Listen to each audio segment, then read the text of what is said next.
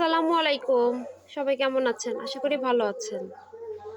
আমি একটা ভিডিও নিয়ে আসলাম, সেটা হচ্ছে নন রিমুভাল মোবাইল যদি হ্যাং করে তাহলে করণীয় কি? তো মোবাইল যখন হ্যাং করে তখন নিয়ম হচ্ছে মোবাইলটাকে খুলে আবার সেটআপ করতে হয়।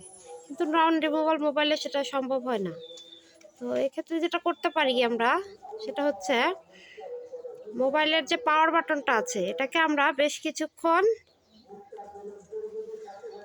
মোবাইলের পাওয়ার বাটনকে আমরা বেশ কিছুক্ষণ অ্যাবাউট 10 সেকেন্ড 10 থেকে 15 সেকেন্ডের মতো আমরা একটু চেপে ধরে রাখলে আশা করি মোবাইলটা খুলে যাবে। আর তারপরেও যদি না খুলে তাহলে যেটা করা যায় সেটা হচ্ছে power button plus sound button নিচেরটা ধরলে হবে, দুইটাকে একসাথে চেপে 10 থেকে 15 সেকেন্ড বা খুব বেশি হলে 20 সেকেন্ড ধরে রাখলেই মোবাইলটা আশা করি আগের মতো ঠিকঠাক হয়ে যাবে। যেটা আমি নিজেও অ্যাপ্লাই করে পেয়েছি, সেটা আপনারাও করতে পারেন। তো এটুকুই ছিল।